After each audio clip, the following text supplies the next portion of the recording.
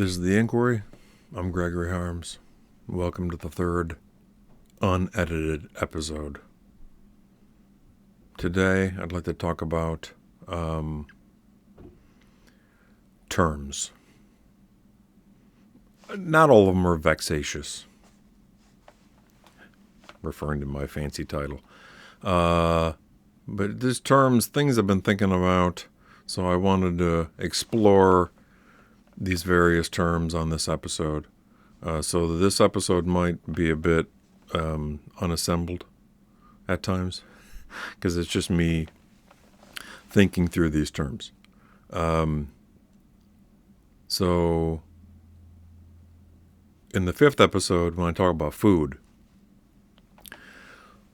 I use the term ethnic grandmas.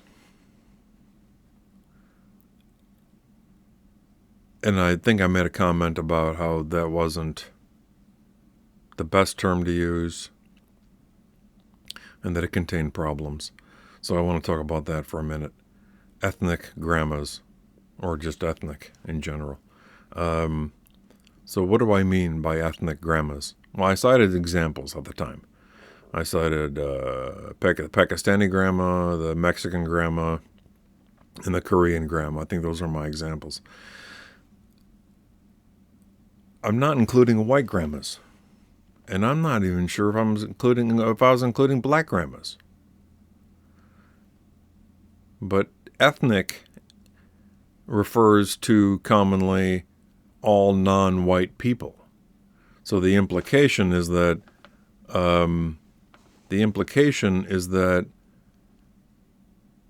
white people don't have ethnicity, which is culture.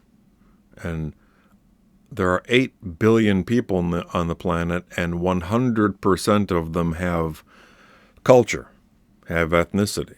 So to suggest that white grandmas don't have ethnicity is ridiculous. And was I including black grandmas? I don't even think I had black grandmas in mind. So you can see that this is a problem, that this is a problematic term. Maybe I included black grandmas. I don't know. Or maybe I wasn't including black grandmas. I don't know. I'd have to think about that. Nevertheless, the term is not great, and it's definitely got linguistic, logical shortcomings, and yeah. So my verdict is for me is I'm going to use it sparingly, ethnic. I'll use it to a minimal degree. It's probably going to come up. I'll probably use it occasionally, but I will try to use it infrequently. And I want to make this clear in this episode that I'm not policing the language. That I'm not white-splaining these concepts. That's not what's going on here. I'm just kind of exploring these words and terms and sharing, my on-the-fly thoughts. A lot of these terms have to do with what people want to self-apply, and that's fine. I'm not doing what Stanford University did a few years ago and published their harmful language initiative. So Stanford University decided, okay, we're going to publish a glossary of offensive terms that we're not going to include in university publications because we don't want to offend anybody. So you're not supposed to use immigrant, and you're not supposed to use prostitute, and I'm not confined to a wheelchair. I use a wheelchair, and I'm not handicapped. I'm a person with a disability. Like all this stuff, I'm not doing that. There was a lot of pushback on Stanford University's harmful language initiative, and they took it down. I mean, there was a lot of backlash. That's not what I'm doing here. I'm just kind of thinking these terms through. I'm not handicapped. Crippled. It's not a great term, but if somebody saw me in a grocery store and said, "Oh, I'm sorry, you're crippled," I don't. It would kind of sound strange, but I don't think I'd be offended. I just, and we use the handicap parking space, and I have a placard in my car, handicap for handicap parking, and that's just the term we use, and that's the term I use, and I really don't, I don't have a problem with that term, but whatever. Stanford University says I should have a problem with that term. Or Stanford University has a problem with that term.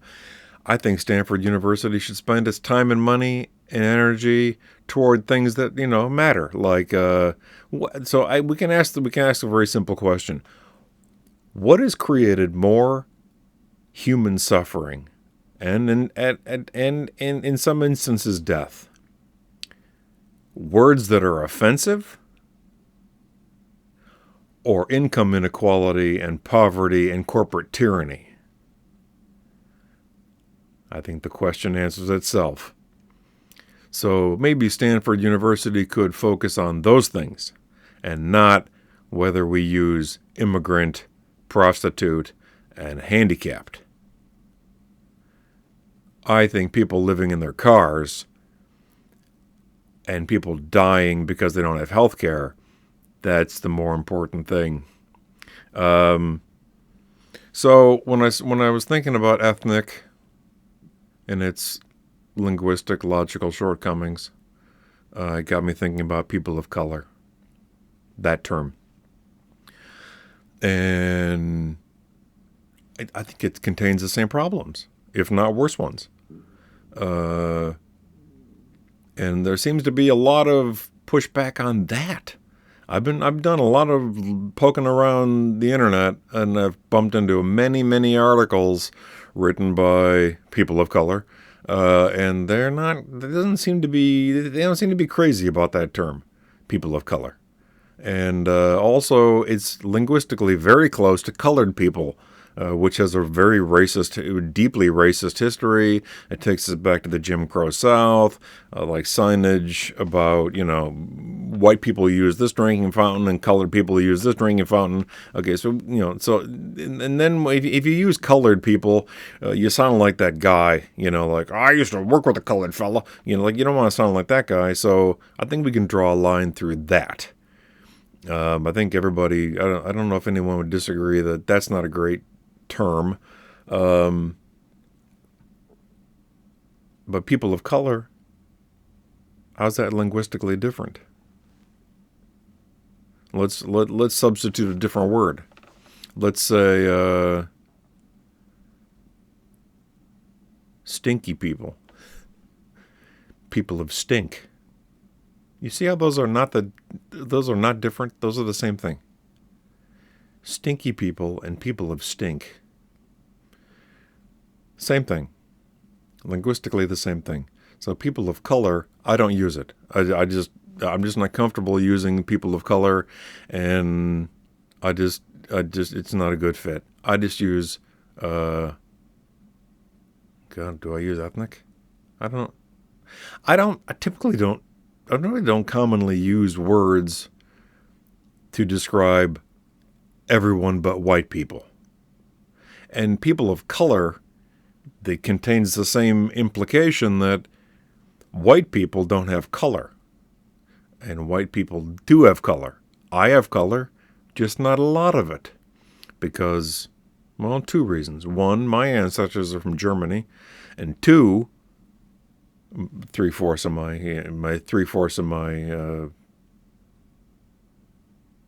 breakdown is German, and secondly, I don't get out much. So, German plus hermetic lifestyle, you get this. But that doesn't mean I don't have color. I got some color. You can't have a human being that doesn't have color. It doesn't make sense. So, but yeah, I'm probably not going to be mistaken. Like, are you from South Sudan? That's probably not going to happen. It hasn't happened yet, and I don't think it will happen. So I'm just not going to use that term. people of color. That's not, I don't know. It's a choice, and it's about self-application and what people want to be called. And if that's that's a term that people want to use, and that's the term that people want to self-apply, the label people want to self-apply, fine by me. I'm a white guy. I don't really have a horse in this race, and it's not up to me. My opinion doesn't matter. I'm just saying what I'm going to use or not use, and I'm probably not going to use people of color because I just think it sounds weird. And it's linguistically very close to something that I'm definitely not going to use. So that got me thinking, when I talked about people of color, that got me thinking about African American, the term African American. And I don't use that either. I just use Black American. And I've used Black American in the classroom with many students over many years, and they don't seem to have any problem with that whatsoever. African American is an old term. It dates back to the 18th century, was used in the 19th century. It's an old term, but it gained cultural currency in the late 80s when the Reverend Jesse Jackson promoted use of that term. He wanted to get away from a racial designation that is black and move toward a more ethnic designation or ethnic identification by referring to Black Americans as African Americans. Now, this is interesting. Most Black Americans prefer the term black over the term African American, which I think is interesting. So I'm not going to use it. I don't use it. I don't use it. I'm not going to use it. African American, and I'll choose Black American, and that seems to be consistent with majoritarian Black American opinion. If we look at the opinion polls, Gallup has published studies on this. I poked around in the archives of the New York Times, yeah. There's a solid, pretty, it's not hefty, but there's a majoritarian position that Black Americans prefer black over American. Nevertheless, an even larger majority don't seem to care. They don't really have a preference. But if they're presented with two options, like you want to be called black or African American, there's a majority that say we prefer black over African American. But an even larger majority says don't care. So actor Morgan Freeman, he has said that he doesn't like African American at all. He prefers black. Just call me black. So I guess would he be on board with me using Black American? I think Morgan Freeman would be on board with me using using Black American. I'd like to have him on the show. God, would that be great? Have Morgan Freeman on the show, and then this would definitely be a podcast. Have him in the studio. This would be a studio at that point. The minute Morgan Freeman sets foot in here, this is a studio and this is a podcast. So Morgan Freeman, if you're watching this episode, dude, you got an open invitation. Send me an email and you could be sitting right here next to me, and that would be how great would that be? Yeah. So not going to use people of color. And not going to use African American. I'm just saying, like, my own personal preference. And so if we're talking about these kinds of labels, then I guess we got to talk about Hispanic and Latino. Now, I tend to use Latino, but a majority of Latino Americans prefer Hispanic over Latino. So I'm not in the majority on that one. Both labels present some linguistic curiosities. Hispanic comes from Hispanicus, Latin, which is a derivation of Hispania, which refers to the Iberian Peninsula, which is a southwestern peninsula, southwestern Europe, and it's comprised of Spain and Portugal.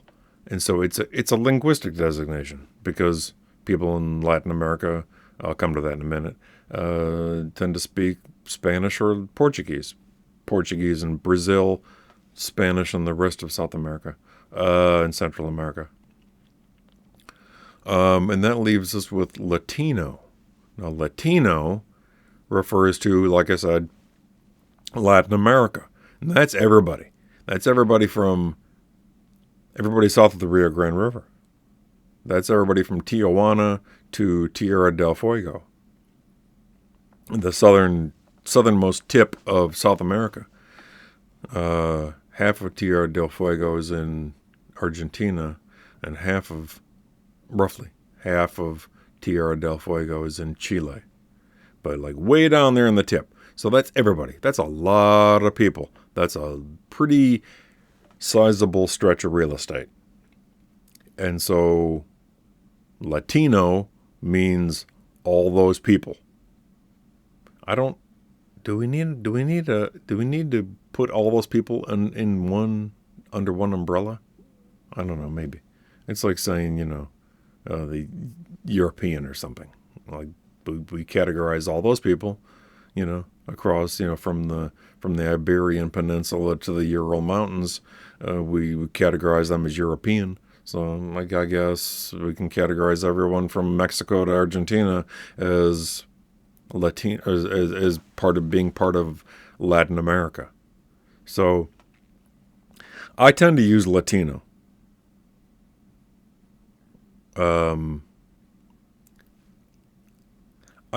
Hispanic, I don't know. I mean, that's what people want to be called. Great. That's, again, this is, I'm not policing the language. I'm just talking about, what I'm going to use. I'll probably continue to use Latino.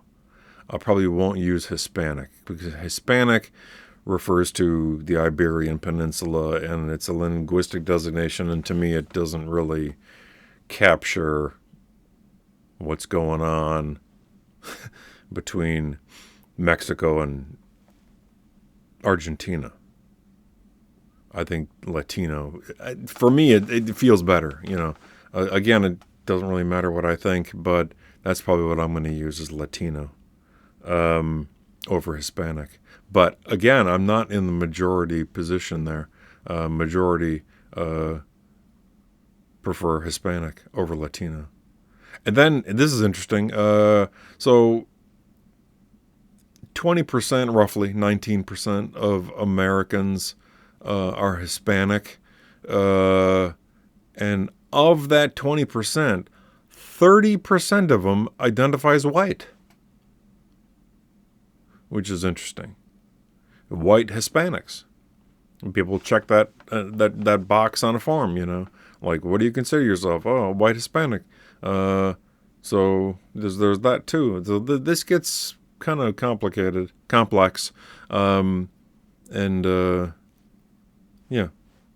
I mean, the concept of white is kind of, if you want to read something funny, look into the history of what it means to be white, and makes for some comical reading. It wasn't that long ago that the Irish were not considered white. I, in my own lifetime, remember conversations where people, if you were Italian,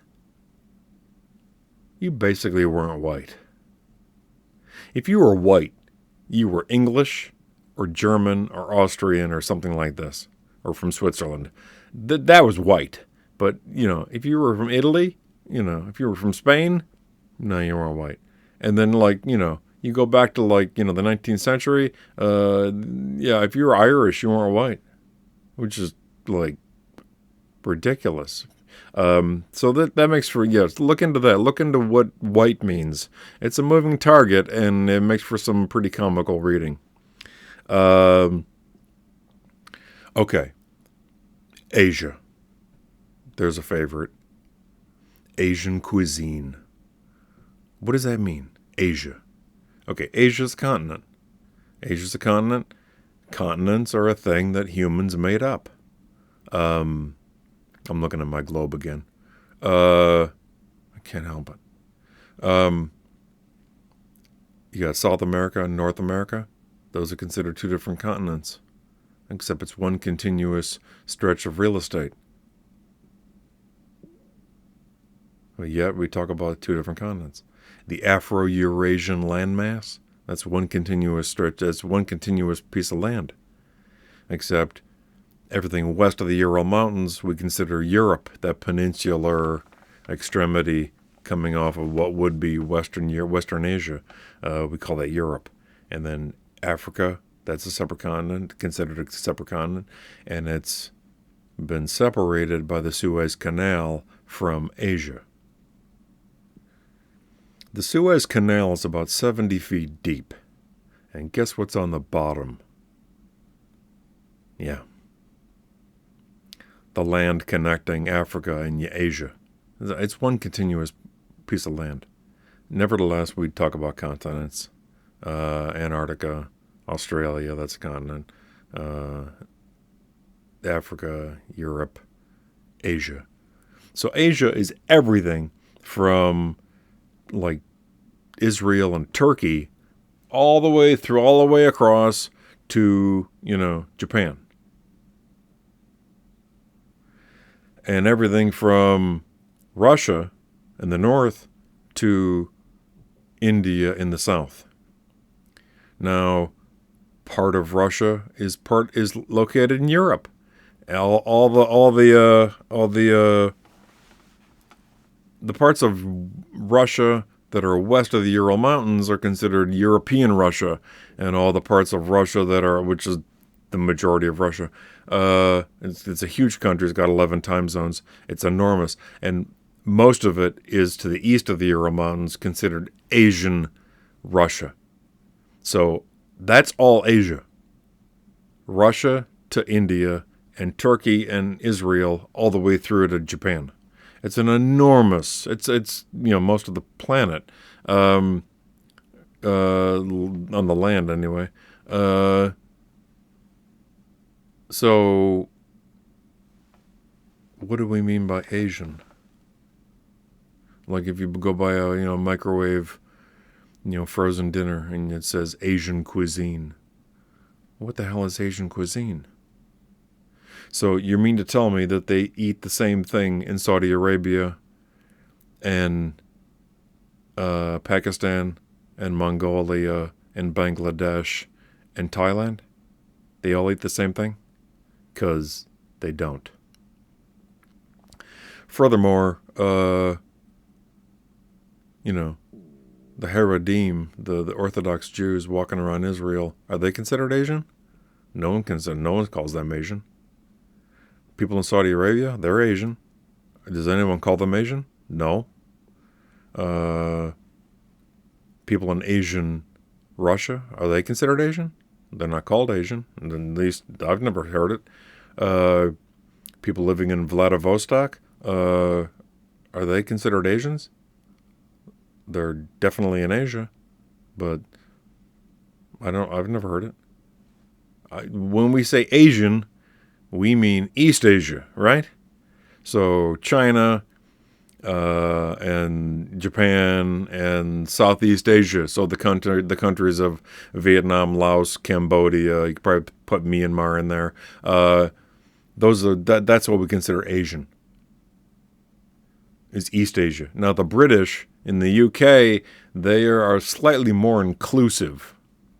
They're slightly more inclusive, but almost arbitrarily so.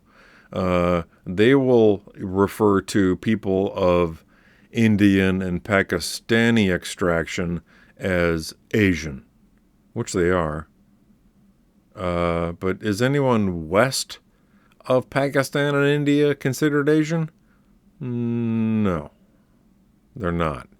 Are people in Turkey considered Asian? No. Are people in Lebanon considered Asian? No. But they're in Asia. So, Asian cuisine, what does that mean? It means glazed chicken and fried rice and maybe an egg roll. It's Chinese American cuisine. And that's what we consider Asian cooking, Asian cuisine.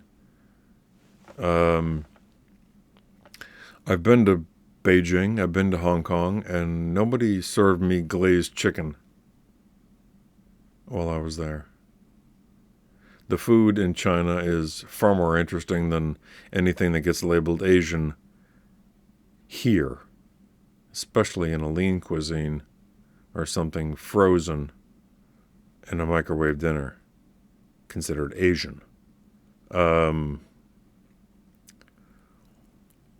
So, yeah, that's Asian. That's Asian cuisine. So the word Asia is not particularly helpful. This is kind of funny. I live with 2 Filipinos. Well, I live with 1.5 Filipinos. Come to think of it, I live with 1 Filipino. My stepbrother is... He moved here from the Philippines when he was 7. He is now 18. And he's an American teenager. I don't think he's Filipino anymore. Not culturally.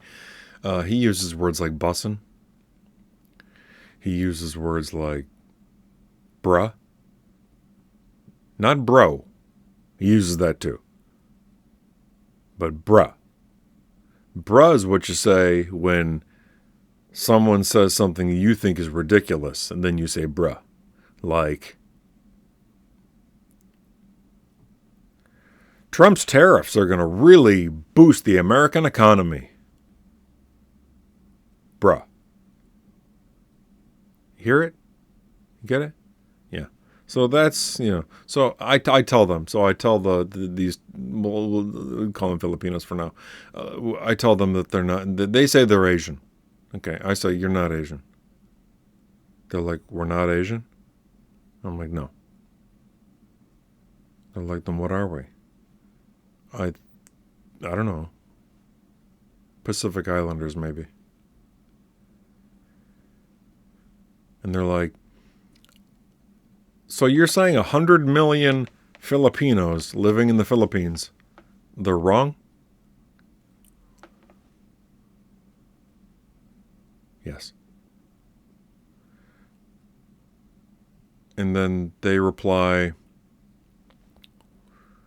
why does anyone talk to you? I don't know. That's a good question. That's a solid question. I don't have an answer to that question. The Philippine Islands are like over 1,000 miles away from continental Asia. They're in their own area of the Pacific Ocean. So why are they considered Asian? I don't know. I mean, we consider Japan Asian, but that's only a handful of hundreds of miles away from the Korean Peninsula. So, we could do that. So I guess I include Japan as an Asian country, but the Philippines, I don't know. I think it's more of a Pacific Islander situation. But if the people in the Philippines want to call themselves Asian, that's fine. I highly doubt they care what I think. And they shouldn't. So, Mediterranean. Oh, that's my favorite. Mediterranean cuisine. What's that mean? It doesn't mean anything. It means nothing. So you're telling me that the Mediterranean, the people in Spain and Italy and France and Greece and Turkey and Lebanon and Morocco and Algeria and Egypt all eat the same food? Because they don't. Now, I understand. The Mediterranean, you see it on the signs, like a restaurant sign, like a Mediterranean restaurant. I get it. Those are Arab restaurants.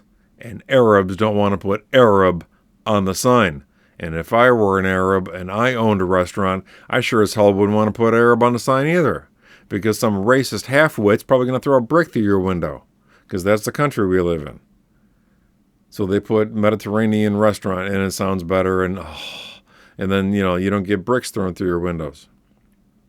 So I get it. I'm not criticizing Arab restaurateurs. I'm not criticizing them at all. I believe me, I understand why they do that. I'm just saying the concept, and the people use that phrase. They use that term, Mediterranean cuisine. And what does it mean? It means Arab cuisine, commonly. It means shawarma. It means stuffed grape leaves. It means that kind of stuff, baklava. That's what it means. It's Arab cuisine. The Arabs just don't want to call Arab cuisine because many Americans don't seem to know what an Arab is. And they don't seem to know what a Muslim is. And they don't seem to understand that those are two separate concepts, Arab and Muslim. And they don't know what they mean. And then the racist halfwit, there were attacks on Sikhs after 9/11 because the racist halfwit saw a guy with brown skin and a turban. And so they attacked Sikhs. Sikhs aren't Arabs. Sikhs are from India. They're from the Punjab region, up far north in India, and they practice Sikhism, which is not Islam. It is monotheistic, but it's not Islam. So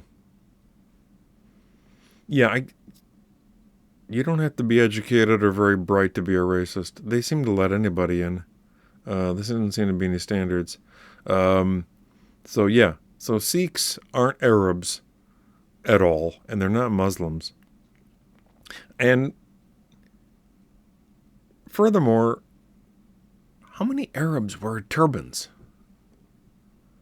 I've spent, I don't know, I've spent a fair amount of time in the Middle East, and you don't see people wearing you don't see people wearing turbans.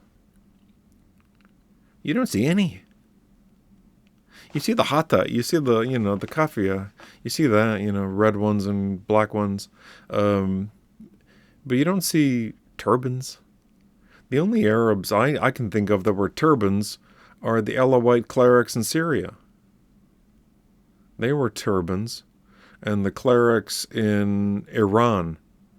But they're not Arabs, they're Persian. There's a difference between a Persian and an Arab. What's the difference between a Persian and an Arab? Just look it up on the Google. Those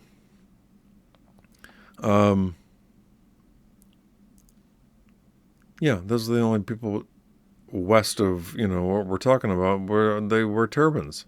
Is the Alawite clerics in Syria and the Iranian, Persian clerics who are Muslim. That's it. The only turbans I can think of. So attacks on Sikhs are not only morally reprehensible, but they're just ludicrous.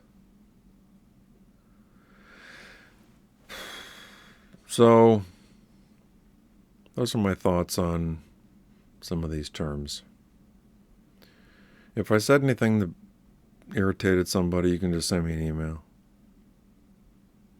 I hope I didn't say anything that irritated anybody. But if I did, just let me know about it. And you're not going to hurt my feelings. I'm as thick-skinned as a brick house. Just say it. Just say, you said this, and that's ridiculous, and okay, whatever. I want you to contact me. I want to hear what's on your mind. That's why we're doing this. So, the next episode of the Inquiry, I don't know what the next episode is going to be.